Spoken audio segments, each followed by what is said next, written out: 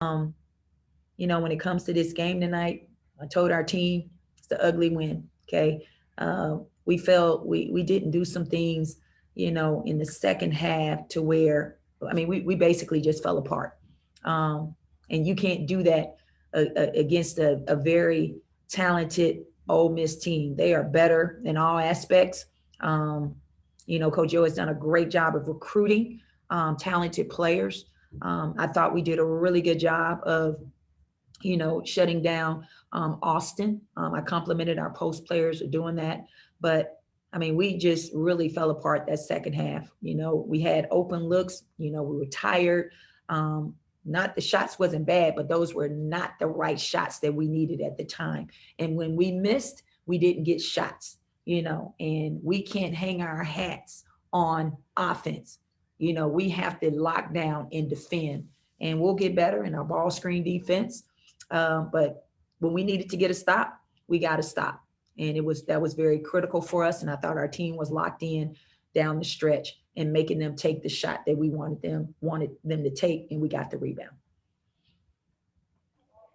Okay, to start, we're going to go to Jason Crowder.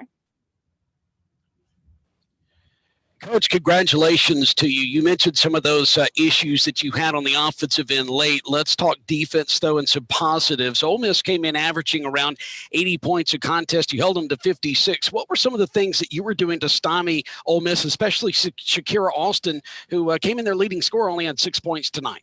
Well, I mean, she's a big part of their offense as well as Danetta Johnson. When we had to buckle down, we buckled down. I thought, we paid a lot of attention to her. I thought Danetta got off in ball screens. We can't do that. We can't let a player like that get off. We know what that feels like with someone like Ryan Howard getting off on us. But but we competed. We played hard. I just thought we looked a little tired. I'll go back and look at the practices and things like that. But I know this team is going to play hard. Our team is going to play hard, and they're going to play even harder when they're fresh. So I'll look at that and see where I went wrong. Maybe we were practicing too long or whatever, but I'm always trying to be mindful of their bodies. But we just didn't have the energy in the half. And I don't want to have to coach energy. And I felt like the energy wasn't there, but we sustained enough to get some stops. And finally, every team needs a player like Aaliyah Matharu that's going to come off the bench and give you some not only quality minutes, but quality scoring. What was her performance like out there tonight for your team, and that spark that you needed in certain stretches when she hit a couple of key threes? Well, I thought, Aaliyah, she's not afraid to take any shot, whether it's contested, uncontested. She has so much confidence on the offensive end. I've challenged her to be a defensive stopper for us because she's one of the fastest players in this league. And when she sets her mind to guarding the ball and being disciplined on the ball, I think she can keep anybody in front of her. She's been doing extra, coming in and watching film with the coaches. And I think it's paying dividends. I want her to consistently do that. I challenge her all the time in practice because, she's a happy person, got a great heart, but sometimes she gets very casual. That drives me nuts. But I mean, it's part of her personality. And my job is to make her aware of it, to get her to lock in and be very focused. And I think our coaches do a really good job with all of our kids and just understanding the space that they're in. But, I think our kids are starting to understand me and what really ticks me off and what gets at me. They know the effort and energy is something that I cannot tolerate. But, she's been doing a really good job in practice and being focused, asking questions, and it's showing. I told her the other day she's shooting the ball extremely well, barring the Florida game, but she's been shooting lights out in practice, and just she gets open shots, and we're confident that she'll knock them down when her feet are set. Thank you, Coach. Up next, we're going to go to Ben Portnoy. Nikki, you kind of touched on it with Aaliyah, and I know obviously we want to see a little bit more from her defensively, but on a night tonight when Rakia wasn't maybe seeing as many shots fall as she usually does, I mean, how important is a player like Aaliyah, and do you feel like she's the kind of player that can give you, 12, 15, plus points a game, going forward? I think when Aaliyah is locked in, I think she could give any team that type of performance. For me, it's just about our team just really, really being locked in. it just goes to show, how we can get production from everybody. And, I told our team there's enough balls to go around, especially with how we play. I'm just trying to get them to understand how to get good shots on the third and fourth side within our offense. And then if you're wide open, take the shot, or you can drive to the basket. Rakia didn't have the night, the energy wasn't there, and we'll go back and look at that. But there was some big buckets that she made down the floor where she saw it go in, and I think that gave her a little bit of confidence. But, again, I just think the energy wasn't there across the board for her and just for our team. And she's a big part of our team. And when she's different on both ends of the floor, our team is different. I've challenged her as well to be dominant in practice, and I'm going to continue to do that. Next, we'll have Joe Cook. Hey, Coach, I was trying to get your viewpoint on just how Ole Miss was defending you guys, especially on the perimeter, kind of denying those entry passes into Jessica, and to counter that, your defense scoring 18 points off the turnovers. Just, I guess we'll get your view of the defenses tonight from both teams. I thought Ole Miss came in and they mixed up their defenses. They took away our driving lanes, and we just didn't read. We didn't read, and we'll get better at that. We knew that they were going to play zone, and we knew that they were going to mix it up, and we just didn't handle it. But again, we made enough plays to where we were able to score some points. I think at one point we our largest lead, I want to say 15 or 16, and then we just fell apart there. So transition is a big thing for us. I thought they completely controlled tempo. We can't allow a team to come on our home court and control tempo. We have to control tempo in every aspect. We're a team that likes to play on the run. We're going to be most successful on the run. Again, I don't know if that was fatigue or what. I'll have to go back and look, but we looked tired. We didn't have the energy and the extra step that we needed to play at the pace that we want to play with. Next up, Robbie Faulk. Hey, Coach, are you concerned with those things long term this season, or do you think that it's something that's just come about lately? Or what's your thoughts on kind of where your team is as far as the effort and energy and all that you've mentioned? I think you got out rebounded by 10 too. Where do you feel like your team is in that regard? Are you concerned with that moving forward?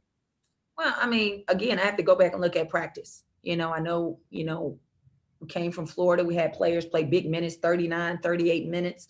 And then we had 2 days to prep, against this team that was going to play zone against us a lot. And then we had to handle their ball screen defense. And plus, we're a team that likes to play on the run. So I just think when I go back and look at practice, I think that's going to have something to do with our energy, and we don't have a lot of bodies. We didn't have Zaria tonight, so, I have to be mindful of that. But I want our team fresh, because I know when they're fresh, they're going to have the effort and energy, and that's been proven. So I don't question how hard they play, but you got to have energy. We don't have, 10,000 fans giving us that. So you got to create that as much as possible. But again, I'll go back and I'll look and see where we were when it comes to our practices, and see if they were too long and our shoot around was too long. I thought we had a longer shoot around today than normal. So I'll have to go back and look at that. Next up, Tyler Horka. Nikki, you mentioned Ole Miss being better. I'm just curious if this is what you expected out of them. Obviously, you look at games in the recent history of this series, and they haven't been that close. I think this is the closest one since 2015. So I'm just curious your thoughts on Ole Miss and how much better they're playing this year as opposed to years in the past. I mean, they're better. They're more skilled. They're more athletic, at every position. Again, I thought we had a good cushion there. And then we just fell apart again. If that's fatigue, energy, I don't know what it was, but we had enough cushion to where we were able to hold on to the lead, to our lead.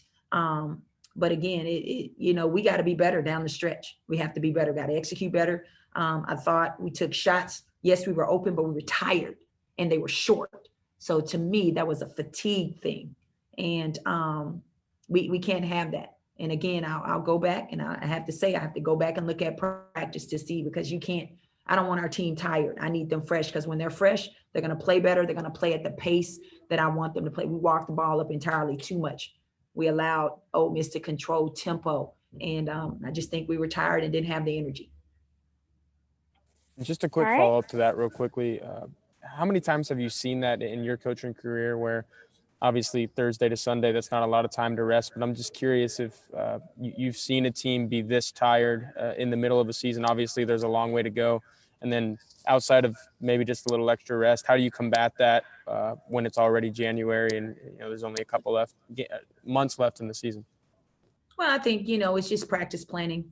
For me, I got to look at the time. Our kids, I think our trainers do a really good job of recovery and all of those things. And, it's not about running our kids. It's really about understanding where they are mentally and just giving them the space to be able to come back and be fresh. Mondays is our day off. We always watch a game film on a team, and I got to figure out how to maximize them and not keep them at the gym for a long time to where that becomes fatiguing for them. And then we're trying to get up and down and practice, so we're not losing conditioning, and we don't have a lot of bodies. So I have to look at this game and look at that. I'll take the responsibility of that part. But again, I thought our team was tired. I thought we didn't have the energy. And that is all stuff that's very fixable because we didn't play at the pace we wanted to tonight. Next up, we'll go to Ben Portnoy. Nikki, kind of following up on what Tyler was saying. I mean, like you said, I mean, you guys have played. This is an Ole Miss team that hasn't been super competitive against y'all in the past. I mean, do you think that had anything to do with maybe a little bit of the slow start coming out or anything like that? Yeah, I just think, they went into their zone, and I think it took us a minute to kind of get used, see what they were doing. They were changing up their defense, man zone, it looked like a zone, and then they were taking away line. It started us, and that's the good thing about it. We're going to face many different defenses just because we've shown that we have good paint production. We've shown that we can hit shots on the outside. We've shown that we can get in the paint. We're one of the top teams in the country in terms of getting in the paint. And they completely slowed the tempo. They did a 3-quarter press. Again, we didn't handle that very well. Again, we did not push tempo. And, we just got it. We're going to learn from that because we're going to see that against our next opponent. They're going to 3-quarter press and they're going to zone us, but we'll be better. We'll be better. And just real quickly, in terms of Zaria's outlook, are you hoping to be able to have her back on Thursday against Alabama, or what's her kind of timetable? I think for me, it's always listen to our medical. When they tell us she's ready to go, that's when she's ready to go. So I'm hoping that she'll be back, on Thursday. I know that she was out today. She was not cleared to play today. Okay, and we're going to wrap up with Joe Cook. Yeah, Coach, I was just curious. I know you and Coach Joe are friends, and they all bumping elbows at the beginning of the game. What's that like? It's a rivalry game, but you guys are these two new faces to this rivalry. And what was that like? Just competing against her and y'all bringing out the best in each other, in this game. Well, number one, I have so much respect for Yo and her staff. She's done a tremendous job at Ole Miss and getting her players in there. She's got McDonald All-American. She's got great transfer. She's a phenomenal recruiter. She's a phenomenal person, mom, wife. Just an overall great person. And just we're going to support each other. I want her to do well. She wants me to do well, other than when we play each other. We're competitors. And but make no mistake. Their program is better. In all facets, and that's a contribution to her and her staff and the work ethic that they've done with recruiting, and they're only going to continue to get better as well as we are.